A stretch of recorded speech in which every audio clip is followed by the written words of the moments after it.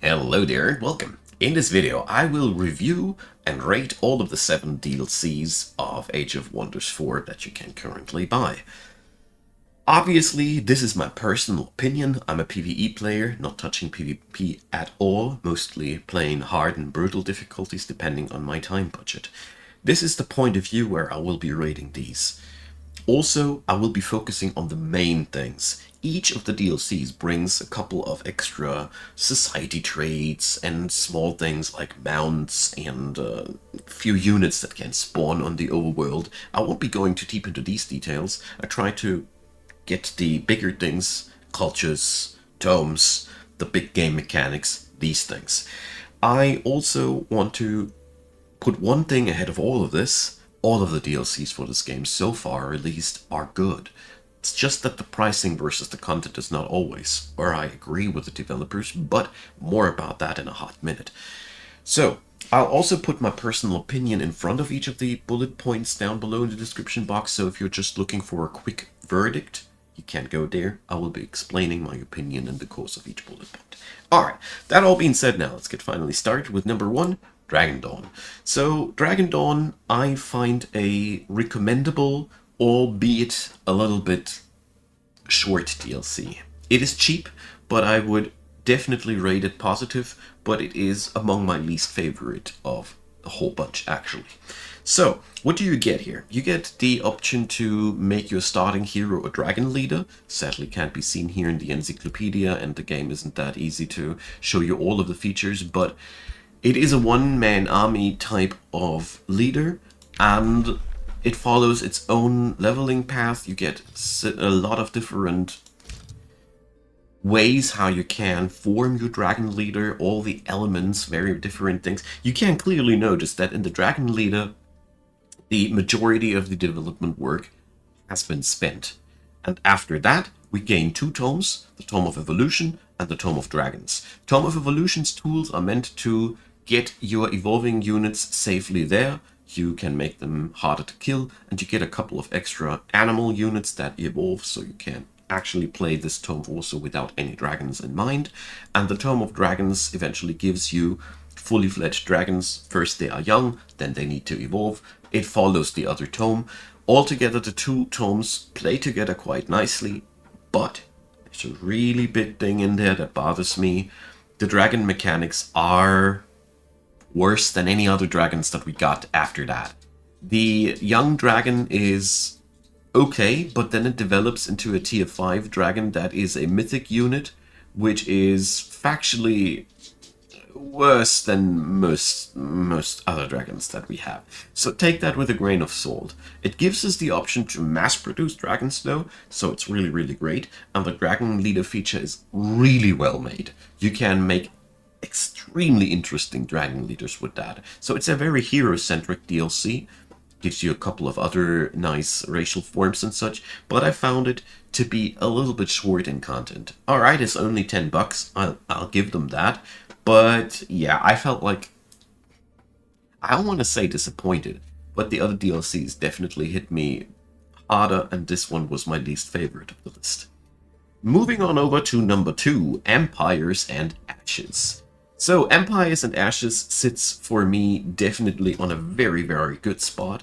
It's one of the tomes that I totally recommend, because I personally find that the price and the content are exactly right here. So, first up we get a new culture, the Reaver culture. The Reavers are really cool, as they are basically the anti-diplomacy faction. They're also very steampunky, featuring muskets and nice other things. Very centric around warfare, very well versed around constructs, and very compatible with many things. Everybody will hate you, so you will eventually fight against the whole map, but that's okay, because it's fun. Jokes aside, the Reavers are a really fun and powerful culture, which I basically instantaneously fell in love with, because all of their units are easy to understand, fun to play, yeah, you name it. So, Tome-wise, we get 4 tomes, which I personally really enjoyed. The Tome of Alchemy, which is a real powerhouse in terms of economy boosting. Material Refinery and Alchemist's Lab are real powerful knowledge increasers, and you also get a lot of control about statuses in general. I don't want to go too deep in here, but that pretty much sums it up. We also get the Tome of the Construct, which deepens our relationships with golems in general. Empires and Ashes is very, very much the Golem DLC. If you want to play golems, it's the way to go. Tome of the Construct gives us a nice, strong bronze golem and a couple of enchantments and ways and means to make us way more tanky than ever before. We also gain the Tome of the Dreadnought, which is a very construct-centric thing, but more around the annihilation of places and bombardment, and also buffing constructs massively. So there's a really good ratio between destructive spells and construct buffing in there. And last but not least, the Tome of Severing, which is a high tier tome featuring a very specialized set of skills which is mostly centered around destroying unit enchantments. This is very specific, but also very powerful if the enemy features a ton of these. So one of the best tomes to counteract that strategy currently in game. All in all, I find this tome, with the 20 bucks that it costs over here, at least I can always only refer to my local pricing, it is really good. You get a lot of stuff in there for a relatively low price. So I find Empires and Ashes sits, for me, on the highest possible rating spot. Very recommendable. Very, very much so. Enjoy the content of this a lot. Although I gotta say, it is a little bit one-sided, because things in here don't weave into other builds as well as other content does. That's the only downside that I gotta point out. Number 3, Primal Fury. So, with the Primal Fury package, you get a new culture and a couple of tomes, and it's very, very cheap. This is my personal point why I can't recommend it. I am, though, gotta say, not the biggest fan of the Primal culture. Not because they aren't well made, but because I didn't fall in love with their mechanics too much. I don't know why. It is practically pretty decent. They are a really good summoning culture. They excel at bonding with animal units, and they got very different styles to play depending on the totem animal that you pick. So there's really a lot of meat on the bone on this culture, and you also get 2 of the, in my opinion, best tomes in the game currently on top of that for this relatively low price. This is why I really find this DLC extremely recommendable. Tome of the Famists is one of the most obnoxious stalling and supporting tomes out there, making your people less easy to kill, period. And you also get one of the best skirmisher units that you can summon in the game currently. And Stormborn's qualities as Lightning Tome are legendary. It is one of the most powerful things because it allows you to make the enemy wet, and that powers up your electricity damage enormously. It also powers up your relationship to the sea, so the Stormborn is a really, really interesting tome on that end too. With this low pricing, it is a strong recommend, although I gotta admit the Primals were not my favorite culture, but these 2 tomes happen to show up in my build so often in return, so I find it really a good one. Moving on to number 4, the Eldritch Realms. So this one, I'm a little bit mixed. I like it, but I would not recommend it as much as I do the others, strangely enough, even though I really like the theme. So in this package, you get a Eldritch Ruler package, so to speak, which gives you a new hero concept, which is heavily focused around crowd controlling, economy manipulation, and lots of other things. It's very utility heavy and magic heavy. You also get the Umbra layer, which is basically its own mini world, so to speak. I mean, it comes even with its own set of skills, as you see here with the Eldritch Pact. You can bond with the Umbra, become part of the Umbra. So there's a lot of things that you can explore there. Also added into the game here is the Cosmic Crisis system, which will happen eventually in the game, and some outsiders can spawn in the world and have to be beaten back as a mid-game crisis. Pretty fun. And last but not least, we also get a couple of tomes namely the Tentacle Tome, crowd control, glorious stuff. Really, really good. The tentacles and the constrictors really are fun. We get the Tome of the Cleansing Flame and the Tome of the Corruption. I'll look them up in a different order here. Tome of Corruption gives you the Umbral Mistress, which is one of the most powerful tier 4 units that you can get from tier 3 tome, in my opinion. So much card control, so much obnoxiousness, and you can get a lot of control over statuses with this tome in general. This is what it does. It's very control heavy. This is the whole theme behind this DLC a lot. And you get the Cleansing Flame, which is basically the holy counteraction against all the Umbra Melody, giving you more control over statuses in a not corrupted way, and giving you one of the most ferocious tier 4 people that you can get out of tier 3. It has been reworked a little bit, but it's still very, very powerful. So why am I a little bit torn about this? It's only 20 bucks and all. It is because it's a very specific kind of set. I don't play it that much because it doesn't mesh into what I do in my other games that well. But when you want to go Umbral, it's great. It's well made, but like I said, it's a little bit isolationist compared to the others. Now, number 5, Ways of War. Here we get yet another new culture, and I really find this one of the best DLCs out there, because the comparison between pricing and quality of content is insane.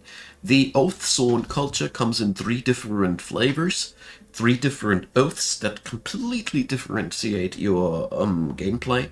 With one you are warfare-centric, with one you are peace-centric, with one you are diplomacy, you are like bound to righteousness. There's really a lot of different concepts that you can play this one with, and the tomes inside of the box are really, really some of my favorite things. Tome of Discipline gives you a little bit of martial arts things and lots of soft bonuses. Good tier 1 all over the board.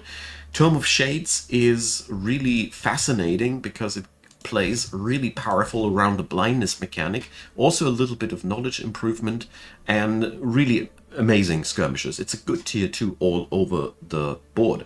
And we get the most favorite dragon tomes of in my personal taste, Calamity and Prosperity.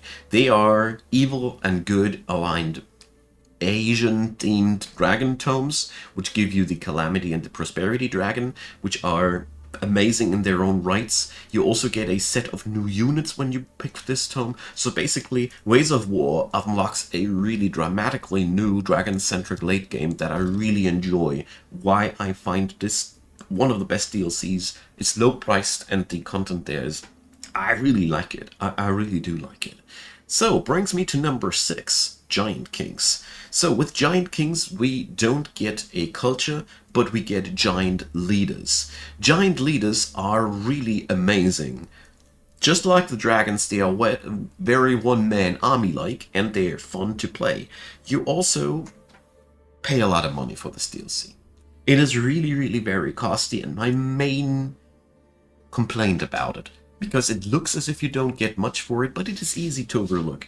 With the Giant Kings DLC, you get the leader, but you also get only 2 tomes. You might think that this is really a bad deal, but I'll be going over the tomes in a hot minute.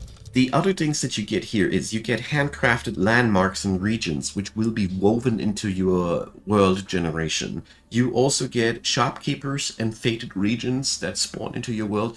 All in all, Giant Kings alters the world generation mechanics fundamentally. And that is why it is so costly, because it happens in all of your gameplays. And that is why I really wholeheartedly recommend it despite the high pricing. And it might be looking a little bit low on content.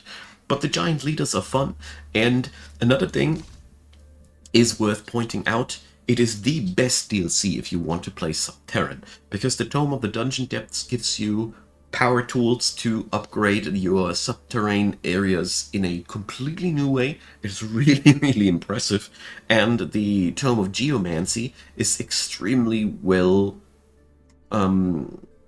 it's extremely a good partner for the any type of elemental gameplay. So if you like elemental summoning, it's really, really good. Giant Kings, though, costs 25 bucks in my region, and I find that five too many. I think that is a thing that I want to complain about, although I gotta say, it is still one of the best DLCs, very high ranked for me, because Giant Kings just adds in so many new things that I value that happen in every single gameplay. So, that's really something.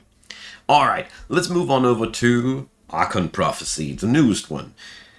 Also very costly, but a very warm recommendation from my end, because everything in this thing is just so much fun for me to play. First up, the new architect culture. This is a completely different way of playing the game, sort of. They are, like, for me, I love idle and incremental games, and these guys are basically the incremental stacking faction inside there.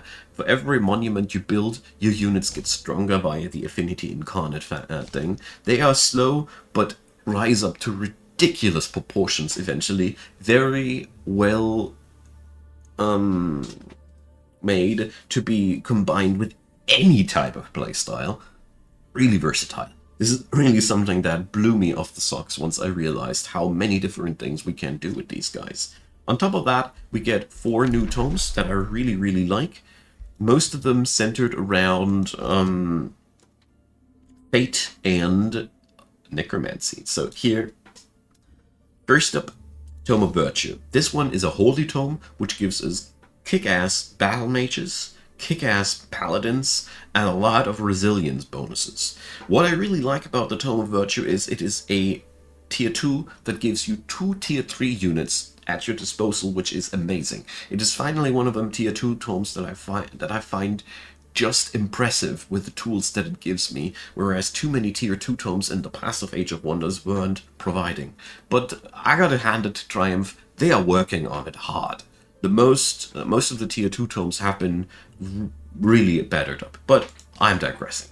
Tome of Prophecies is a critical hit and mage-centric tome that also offers a very powerful support unit and a lot of well, how to put it, timing-based mechanics. It is clearly very experimental, but also very powerful and fun to play around. And on the tier 4 end, we gain the Tome of the Archon, which is giving us angels and all of the other wonderful things that you would expect from a high-end angelic tome. It also gives you teleporter provinces with access to titans. And you also get the unholy version, the Tome of the Revenant, yielding fallen angels and undead titans. Also draftable corrupt souls and skeletons. This is great. This is just some of the best news for the undead factions ever out there. It gives you some upgrade for the undead in form of undead resentment, blocking their natural weaknesses, and many other good things. So in short, if you want to play an undead faction, Archon Prophecy is basically the best DLC to recommend right now for that, if you just are out for a good necromancy experience. So, with Archon Prophecy, it also remains that the pricing I find a little bit high, but the content is so darn good. I think, though, it is a little bit less of a wow than the implementations of Giant Kings, but it is really difficult for me because all of the DLCs added in something fundamental or were cheap in comparison. So, you know, Primal Fury and Dragon Dawn don't add it too much into the game, but they are also very low priced. Giant Kings looks like it only gives you a leader and 2 tomes, but in reality it alters all of the world generation in the game, and the list goes on like that. Eldritch Realms stands out as a little bit costly for the things it provides, only because the content is a little bit isolationist and I don't like to play with Umbra every game. That's why I rank it together with the Dragon Dawn lowest, but my personal favorites are Empires and Ashes, Ways of War, and yeah, still figuring out where I put Archon Prophecy. Yeah.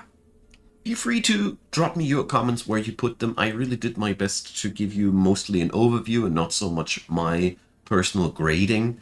I hope you enjoyed this. Leave a like, leave a subscribe, consider supporting more work on Ko-fi or any other given means. If you feel like it, I would be endlessly grateful, as is my family. So thanks for all the support, you great people out there, and thanks for your time to watch this video up until the very end. Appreciate it. See you next time.